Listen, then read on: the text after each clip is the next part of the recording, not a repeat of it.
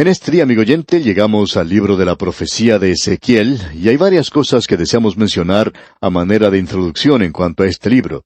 Esperamos que esto nos oriente en este libro de Ezequiel y en el período del cual sabemos vivió este profeta. En primer lugar, debemos decir que Ezequiel era un sacerdote. Eso se nos dice en el versículo 3 del primer capítulo. Sin embargo, él nunca llegó a ocupar ese cargo. La razón es que él fue llevado cautivo durante el reinado de Joaquín. Si usted desea informarse en cuanto a esto, puede leerlo allá en el segundo libro de los Reyes, capítulo 24, los versículos 10 al 16. Voy a repetir la cita para si usted desea leerlo. Es en el segundo libro de los Reyes, capítulo 24, versículos 10 al 16. Usted recordará que Joacim reinaba y que él reinó por unos 11 años. Él era el rey cuando tuvo lugar la primera deportación y Daniel fue llevado en esa ocasión. Y luego Joaquín llegó al trono y él lo ocupó solamente por unos 3 meses. Y entonces, alrededor del año 597 a.C., ocurrió la segunda deportación, y durante esa deportación fue cuando Ezequiel fue llevado prisionero. Tenemos aquí que Ezequiel era contemporáneo de los profetas Jeremías y Daniel. Jeremías era ya un hombre anciano en esta ocasión, y él, como usted recuerda, cuando era joven, había sido amigo del rey Josías. Por tanto, podemos darnos cuenta que él vivió mucho tiempo. Él había permanecido con el remanente en su tierra. Luego fue llevado a Egipto, así es que su ministerio se limitó al remanente que había ido a Egipto y que lo había llevado a él. Pues bien, Daniel fue llevado a la corte del rey de Babilonia y había llegado a ser su primer ministro. O podría ser lo que en realidad hoy se llama en algunos países el secretario de Estado. Ahora Ezequiel se encontraba con los cautivos y había sido llevado al río de Babilonia. En realidad él había sido llevado a ese gran canal que se encuentra cerca del río Éufrates. Allí fueron ubicados los cautivos. Esto quedaba a varios kilómetros de distancia de la misma Babilonia, y el ministerio de Ezequiel fue con estos prisioneros. Creemos que es interesante notar algo aquí que deseamos comentar por unos momentos, y es lo siguiente. Si usted lee el Salmo 137, esto nos habla del remanente que se encontraba cautivo junto a los ríos de Babilonia. El versículo 1 de ese Salmo 137 dice, «Junto a los ríos de Babilonia, allí nos sentábamos y aún llorábamos, acordándonos de Sión». ¿Y qué podemos decir acerca de este profeta Ezequiel? Bueno, este hombre tenía visiones de Dios en esa oportunidad. Él nos dice en el primer versículo del libro que lleva su nombre lo siguiente. «Aconteció en el año 30, en el mes cuarto, a los 5 días del mes, que estando yo en medio de los cautivos junto al río Quebar, los cielos se abrieron y vi visiones de Dios». Mientras estas otras personas habían colgado sus arpas sobre los sauces y estaban sentados llorando, este hombre Ezequiel estaba viendo visiones de Dios. Tenemos un gran contraste aquí, y este es el profeta para el remanente. Ahora no tenemos ninguna información en cuanto a esto, pero suponemos, por lo que podemos observar, que estos hombres, Daniel, Jeremías y Ezequiel, aun cuando los tres eran profetas, cada uno de ellos tenía un ministerio particular y peculiar para cierta gente, y ellos nunca se reunieron el uno con el otro. Siempre nos hemos preguntado, ¿por qué Daniel nunca fue a visitar a su pueblo? Leyendo el libro de Daniel, uno nunca se da cuenta de eso, y aún así, él tenía mucho interés en su pueblo, él los defendía. Pero entonces nos preguntamos, ¿se conocieron Daniel y Jeremías? Bueno, sabemos al leer el libro de Daniel que él tenía conocimiento de las profecías de Jeremías, y nos imaginamos que quizá como muchacho joven, un muchachito en realidad, un adolescente, que él probablemente habría escuchado a Jeremías en Jerusalén. Probablemente Ezequiel era joven cuando él fue llevado a la cautividad, quizá tendría unos 30 años de edad. Por supuesto que en el día de hoy se dice que cuando uno tiene 30 años de edad, pues que ya es una persona vieja. Sin embargo, esta había sido su experiencia. Deseamos hacer un contraste con estos tres profetas ahora, y esto es lo que tendríamos. El mensaje de Ezequiel es el más espiritual de todos los profetas, porque él trató con la persona de Dios. Alguien lo ha expresado de la siguiente manera. Ezequiel es el profeta del Espíritu. Isaías es el profeta del Hijo. y Jeremías es el profeta del Padre. Y aquí tenemos al Padre, al Hijo y al Espíritu Santo. Durante los primeros años de la cautividad, los profetas falsos estaban aún diciendo a la gente que ellos iban a regresar a Jerusalén y que la ciudad no iba a ser destruida. Como usted se da cuenta, no fue destruida en la segunda deportación. No fue sino hasta el año 587 o 586 antes de Cristo que Nabucodonosor fue por tercera vez, y en esa ocasión él quemó y destruyó la ciudad. De modo que en ese período de aproximadamente 10 años, uno encuentra que estos falsos profetas estaban diciendo que la gente regresaría a Jerusalén y que ésta no sería destruida. Ahora Jeremías había enviado un mensaje a Babilonia diciendo que la ciudad iba a ser destruida, y Ezequiel confirmó ese mensaje. Y él advirtió a la gente que ellos debían volverse a Dios antes que pudieran regresar a Jerusalén. Cuando llegó esa oportunidad, una pequeña minoría, un remanente muy pequeño, regresó a Dios, y éstos regresaron a Jerusalén, y ellos se encontraban muy desanimados. Ezequiel comenzó su ministerio 5 años después de su cautividad, y entonces él tenía unos 30 años de edad. Podríamos decir que Ezequiel habló en los días más tenebrosos de la nación. Es como si él se hubiera parado en el lugar más oscuro al fondo del valle. Él tenía que enfrentarse a las falsas esperanzas que le habían sido dadas por los falsos profetas al comienzo. Tenía que enfrentarse a la indiferencia, al desaliento y la desconfianza, producto de los días de pecado y de desastre. La gente no quería escucharlo a él ni a su mensaje. Por tanto, él trató de hacerse escuchar por un método diferente. En lugar de hablar en parábolas, como hizo el Señor Jesucristo, Ezequiel representó las parábolas. Vamos a ver que él hizo cosas muy interesantes. Deberíamos decir que algunas de las cosas que hizo fueron interesantísimas. Por ejemplo, se nos dice en el capítulo 24, versículo 24 de su libro, Ezequiel, pues, os será por señal. Según todas las cosas que él hizo, haréis. Cuando esto ocurra, entonces sabréis que yo soy Jehová el Señor. Es decir, que ellos no escuchaban sus palabras. Por tanto, él las iba a representar, y esto atrajo mucha atención, por supuesto. Y la gente hace eso en el día de hoy. Es por eso que la gente marcha por las calles y lleva cartelones, porque quieren llamar la atención, especialmente a las cámaras de televisión y a las estaciones de radio, para poder obtener publicidad. En el pasado, la gente ha llegado a sentarse en el asta de una bandera, ha caminado grandes distancias y ha hecho muchas cosas para atraer la atención. Bien, ese era el método de Ezequiel. Una de las cosas que él hizo, y esto fue algo realmente sensacional, es que él fue a una casa, se encerró allí adentro, luego se abrió paso cavando un túnel y salió en el medio de la calle. Ahora, quizá en nuestras ciudades esto no sea nada nuevo, ya que nuestras calles tienen muchos pozos, muchos hoyos. Pero en los días de Ezequiel nos damos cuenta que este hombre que se aparece en medio de la calle, de todas maneras llama la atención. Naturalmente, la gente se reunía para preguntarle lo que estaba pasando, y él les dijo que tenía un mensaje para ellos.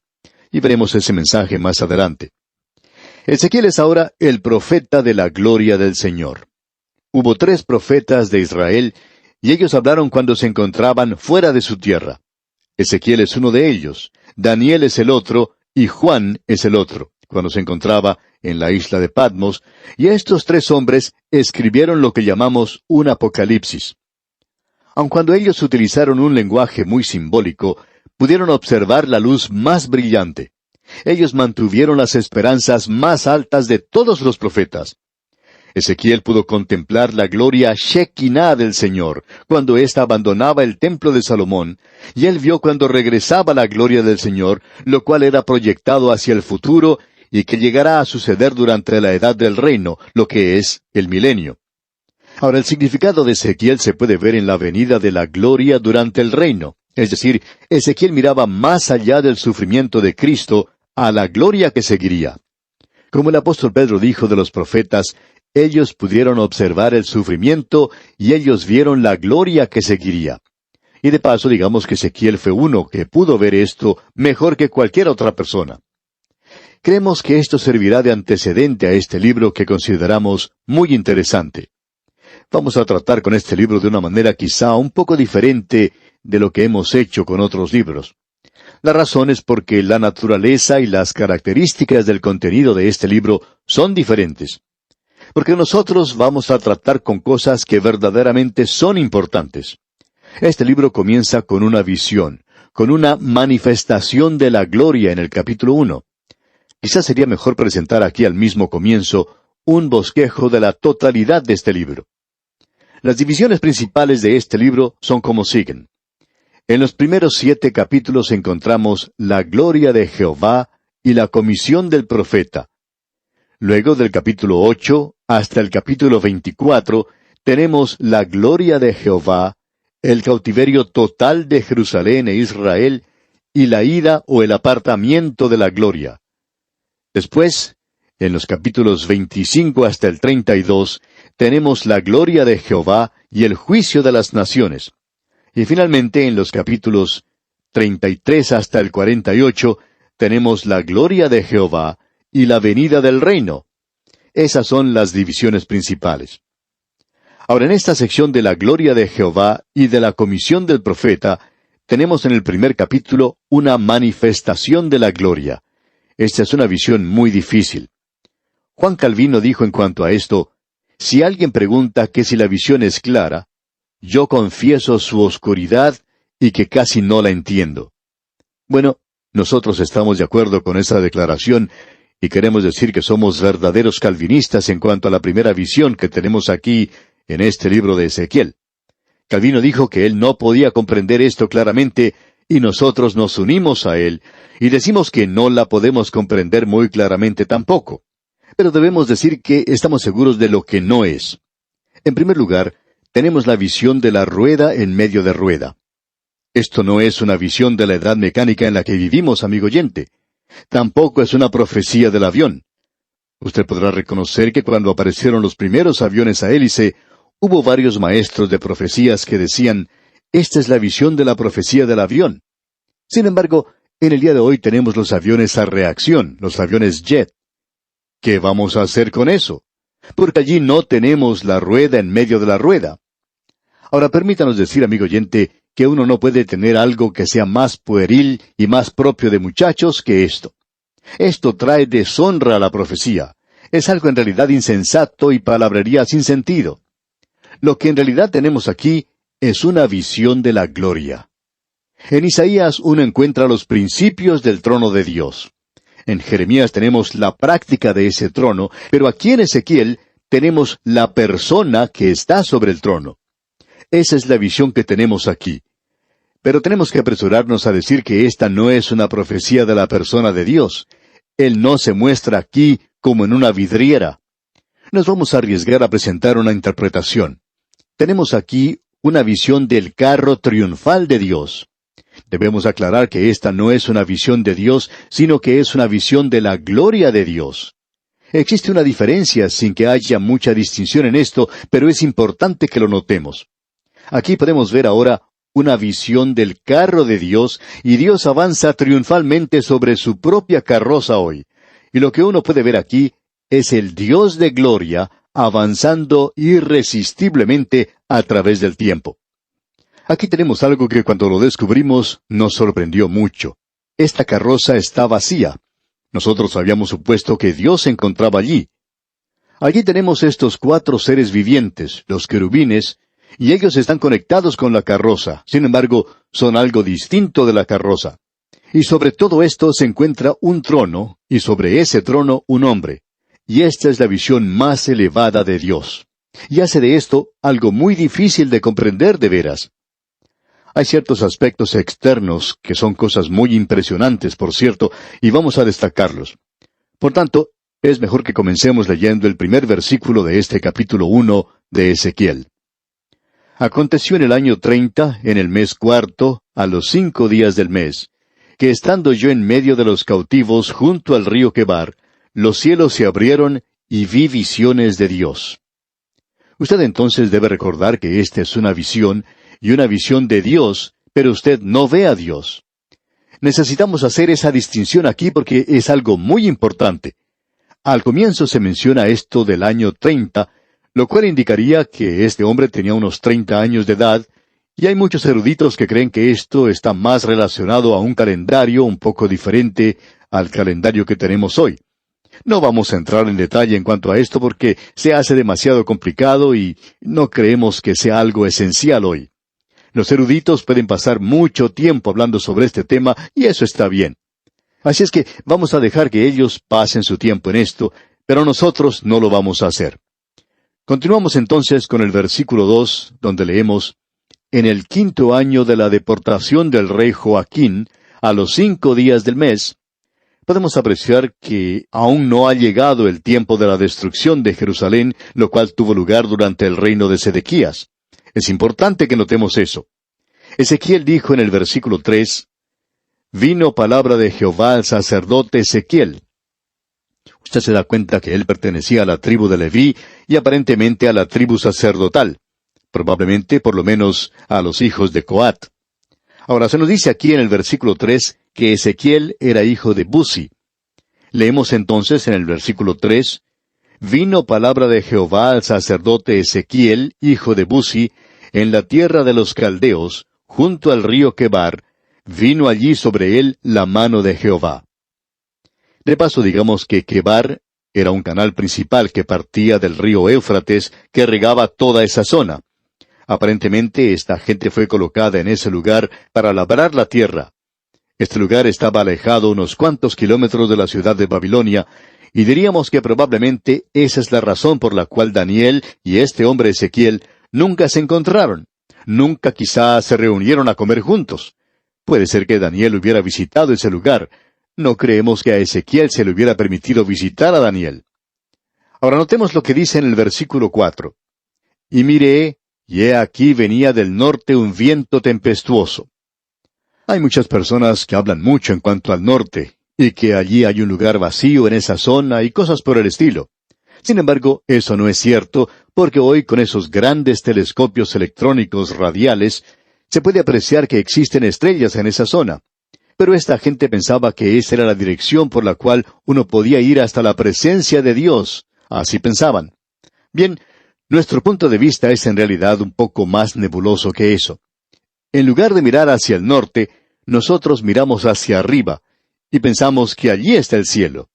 Bueno, eso está bien para nosotros, criaturas terrestres, que miramos las cosas de esa manera. Pero no creemos que podamos sacar mucho de eso, como lo que han tratado de hacer muchas personas. Leamos de nuevo lo que Ezequiel dice aquí en este versículo 4, en la primera parte. Y miré, y he aquí venía del norte un viento tempestuoso. Diríamos que la interpretación de esto es la demostración de un gran movimiento proveniente del trono de Dios. Veamos lo que dice aquí el versículo 4 ahora en su totalidad. Y miré, y he aquí venía del norte un viento tempestuoso y una gran nube, con un fuego envolvente, y alrededor de él un resplandor, y en medio del fuego algo que parecía como bronce refulgente. Aquí tenemos una descripción y tenemos una luz que es como fuego refulgente. No tenemos tiempo para entrar en detalles en cuanto a esto hoy, pero creemos que este es un buen lugar para detenernos, porque en nuestro próximo programa, Dios mediante, vamos a mirar ciertos aspectos externos de esta visión, y hay algunas cosas que son muy impresionantes y que nos dicen mucho en cuanto a Dios. Veremos esto, como acabamos de decir, en nuestro próximo programa. Y bien, amigo oyente, nos detenemos aquí en este estudio del libro del profeta Ezequiel. Le sugerimos leer el resto de este capítulo 1 de Ezequiel para estar mejor informado de lo que consideraremos en nuestro próximo programa. Que las incontables misericordias del Señor sean con usted, ahora y siempre.